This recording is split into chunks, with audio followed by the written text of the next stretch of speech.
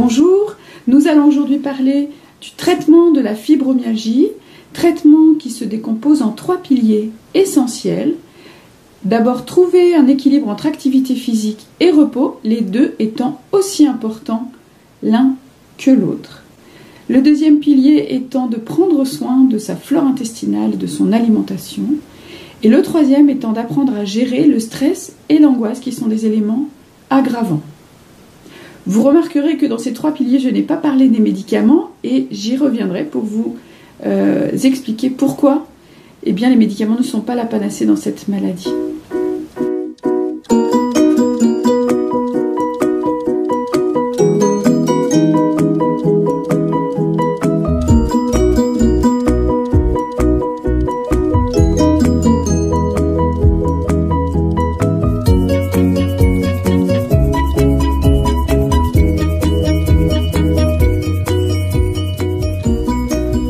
Pour comprendre quel traitement il faut proposer, il faut aussi comprendre pourquoi les symptômes surviennent dans la fibromyalgie.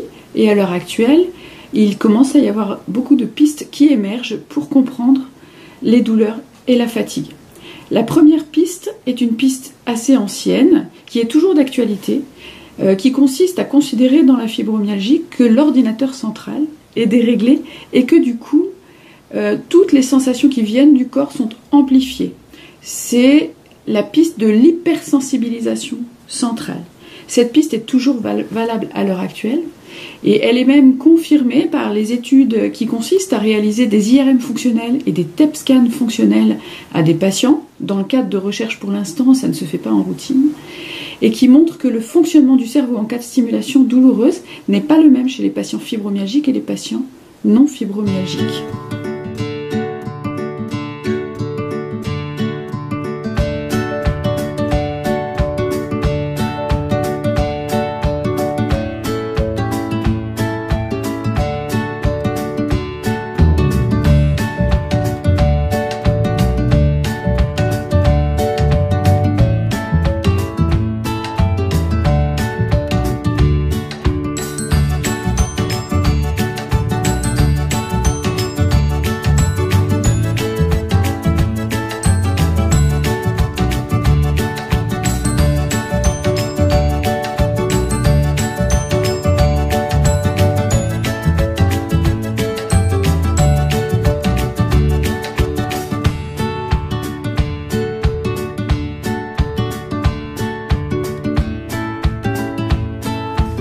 La deuxième piste pour expliquer les douleurs dans la fibromyalgie est la piste musculaire. Elle est beaucoup plus récente et elle montre en fait que les muscles du patient fibromyalgique se comportent au repos comme le muscle d'un patient qui ferait un sprint et qui dépasserait les capacités métaboliques de son muscle et donc en produisant des toxines, des lactates, des pyruvates qui vont s'accumuler dans les muscles. Alors que font les sportifs pour lutter contre ces douleurs, ces crampes qui surviennent après l'effort, quand ils ont un peu dépassé leurs limites? Eh bien, ils bougent, ils s'étirent et ils ne restent pas inactifs. On a peut-être là une petite piste pour expliquer que le mouvement est très bénéfique dans la fibromyalgie.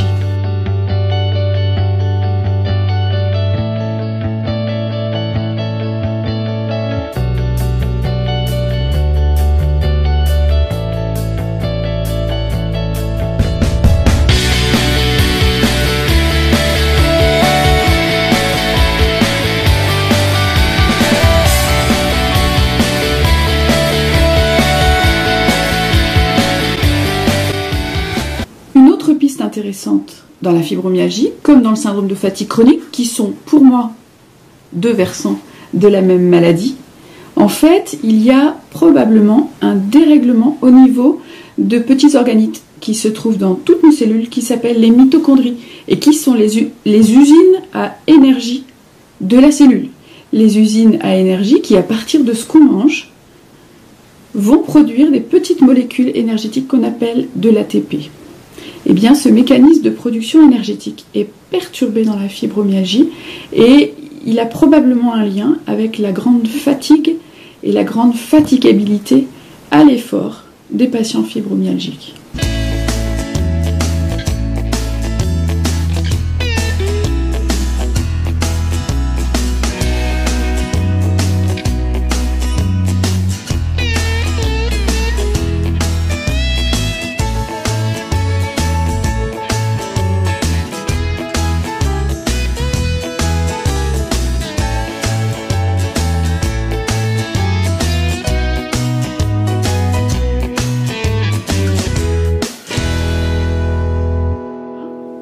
La piste qui, moi, me semble vraiment passionnante est la piste du microbiote. Ceux qui me connaissent le savent.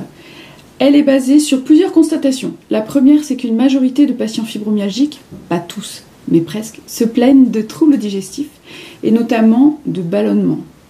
Or, une petite étude américaine faite en 2004 a montré que les patients fibromyalgiques produisaient trop de gaz dans leur intestin et que, curieusement, chez ces quelques patients, plus ils produisaient des gaz et plus ils étaient douloureux.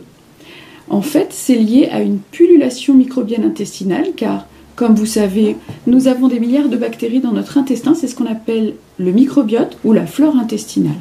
Cette flore intestinale est normalement peu abondante au début de l'intestin et la quantité de bactéries augmente plus on descend dans l'intestin jusque dans le côlon. Et dans le côlon, il y a 1000 fois plus de bactéries qu'au début de l'intestin grêle.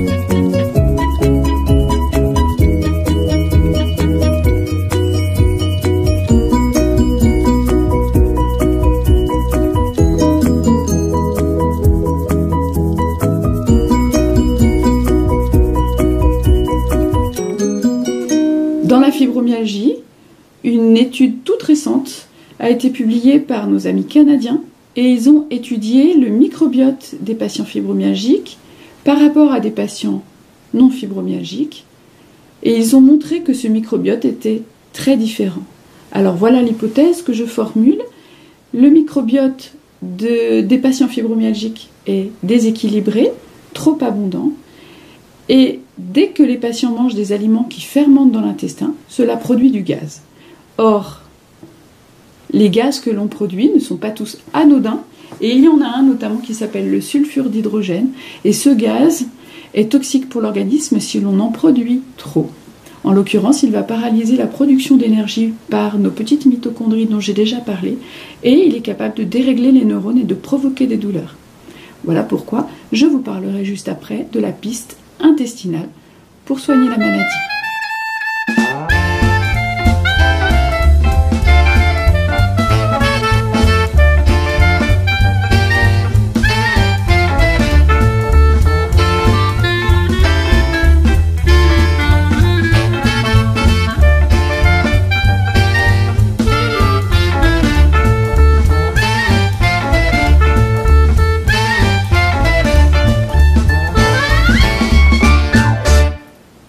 J'ajouterai à ces pistes explicatives deux autres pistes qui sont tout à fait intéressantes, qui ont été bien développées au congrès sur la fibromyalgie auquel nous avons assisté à Vienne, en Autriche, en mars 2019 avec mes collègues.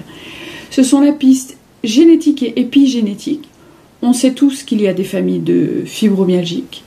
Alors on ne sait pas encore bien ce qui se transmet de parents à enfants, mais en tout cas la piste épigénétique est très intéressante. L'épigénétique, c'est ce qui consiste à étudier les petites molécules qui vont se fixer sur notre ADN. Probablement, c'est lié à des facteurs environnementaux dont on n'a pas encore bien fait le tour, mais il y a des variations épigénétiques intéressantes chez les patients fibromyalgiques par rapport aux patients non fibromyalgiques.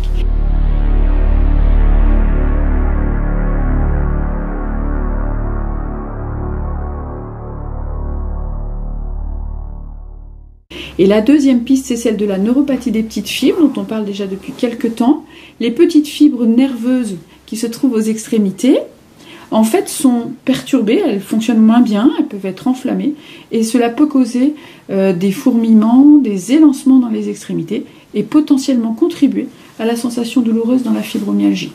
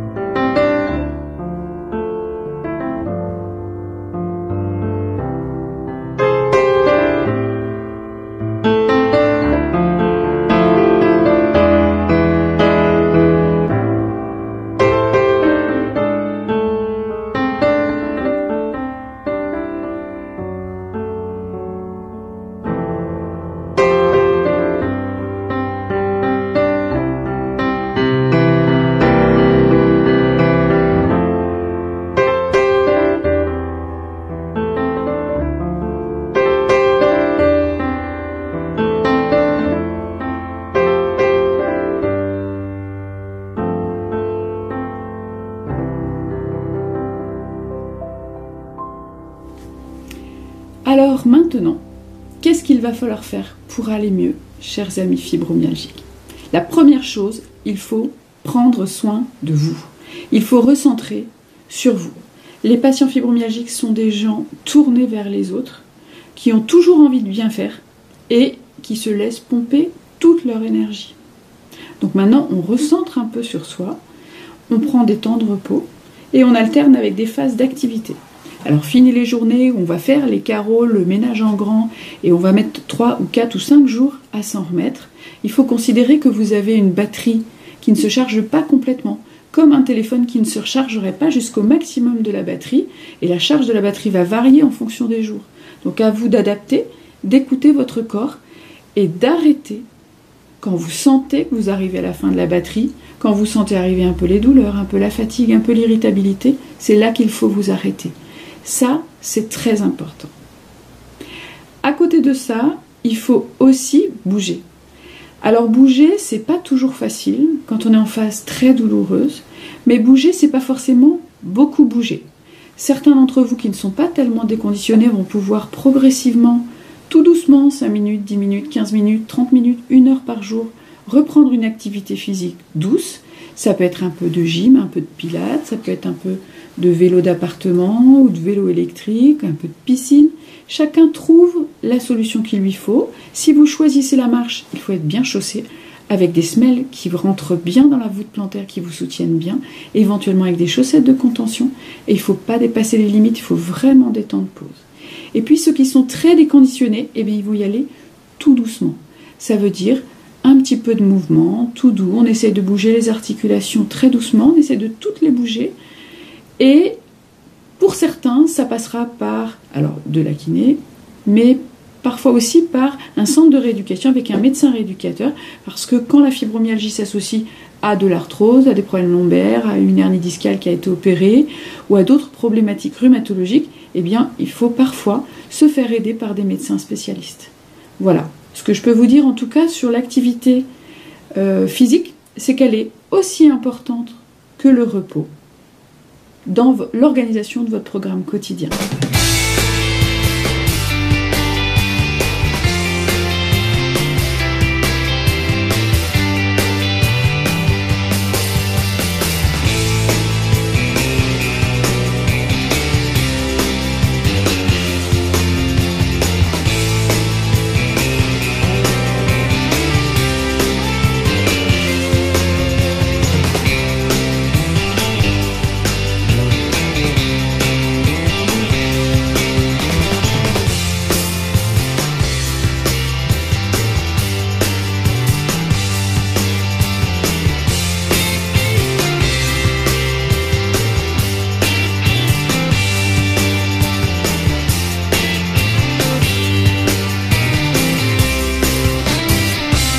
Alors parlons maintenant de l'alimentation, parce qu'elle est aussi importante que l'activité physique.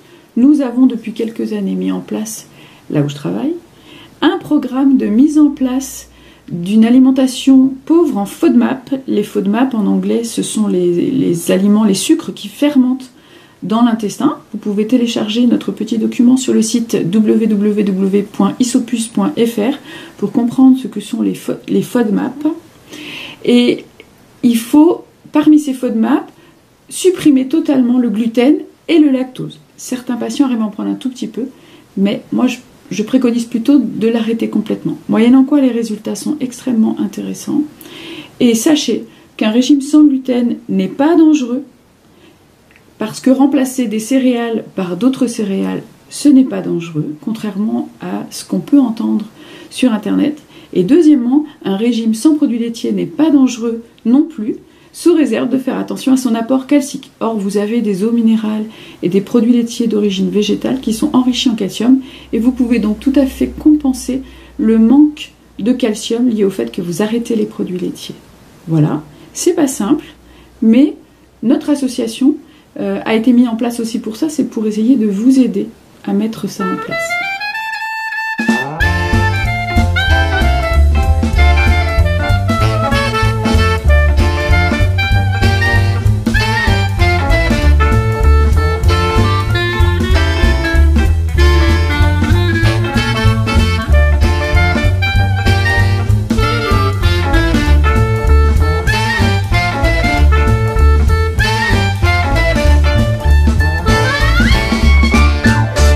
Alors parmi les pistes de traitement, et notamment un des piliers essentiels du traitement dont je vous ai parlé tout à l'heure, je vous ai parlé d'éloigner le stress.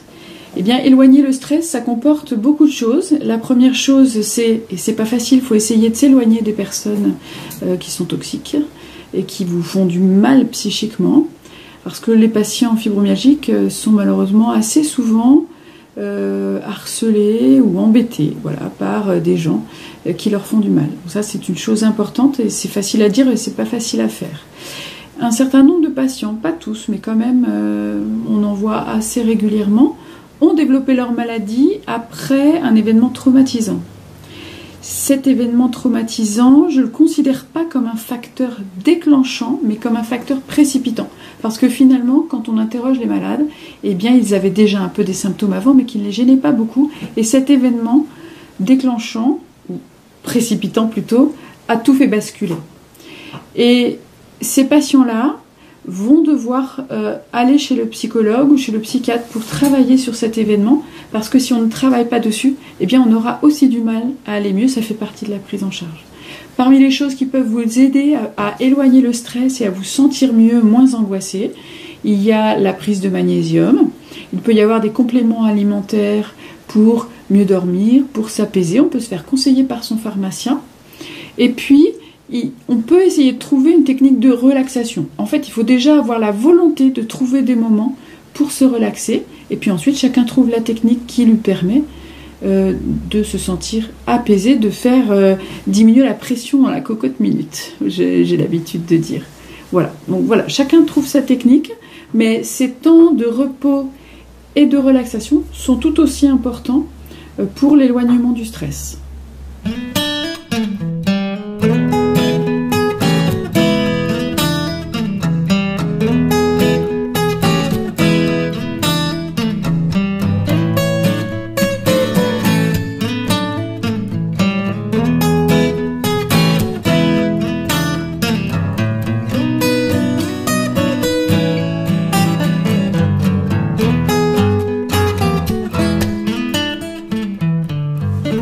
Enfin, j'avais parlé des médicaments en disant que c'était pas la panacée. Alors ça peut rendre service, notamment lorsqu'il y a une dépression, ou même parfois on prescrit certains antidépresseurs ou certains antiépileptiques pour réduire les douleurs. Alors ça ne marche pas chez tout le monde, ça déçoit beaucoup les patients, mais quelques patients en tirent bénéfice, donc du coup ça vaut le coup d'essayer.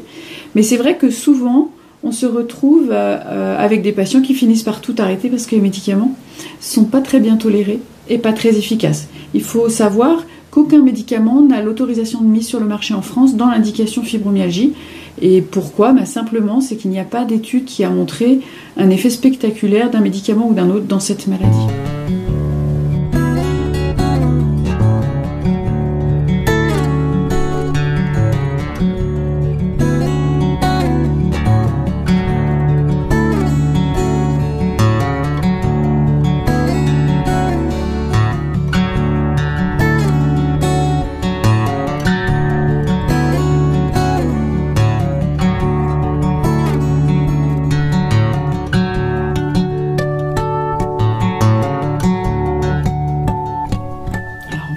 Petit topo touche à sa fin.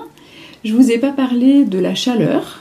Donc pour ceux qui n'auraient pas encore remarqué, pour la plupart des patients, la chaleur est bénéfique. Donc effectivement, quand il y a des douleurs, eh bien, on peut se mettre dans un bain chaud, prendre une douche chaude, ou se fabriquer des petites bouillottes de riz qu'on fait chauffer au micro-ondes en faisant bien attention de ne pas se brûler. On peut aussi acheter une couverture chauffante. Voilà, tout ce qui va permettre de procurer de la chaleur, en général, fait du bien.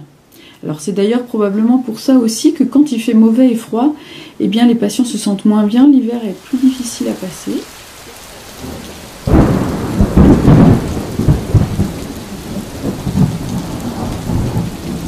Il y a peut-être aussi une question de pression partielle en oxygène. Vous savez qu'il y a de l'oxygène dans l'air bien sûr, et quand il fait mauvais, la pression atmosphérique diminue. Or, maintenant, il y a des données qui montrent que le fait de mettre les patients dans un caisson hyperbare, dans lequel la pression partielle en oxygène va augmenter, améliore les douleurs. Donc, il y a peut-être une piste à creuser de ce côté-là. Voilà. Après, dernier petit conseil, c'est qu'il ne faut pas rester tout seul dans son coin. Sachez que 2 millions de patients en France souffrent de fibromyalgie. C'est pas toujours facile quand on n'est pas soutenu par le corps médical ou par son entourage.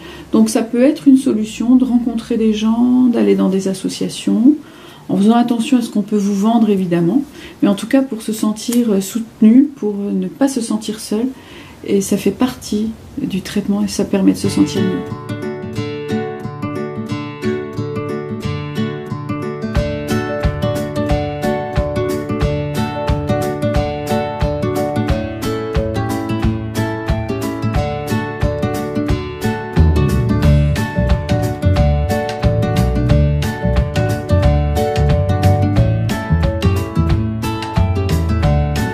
Voilà, je vous souhaite bon courage avec tous ces conseils, il y a du travail.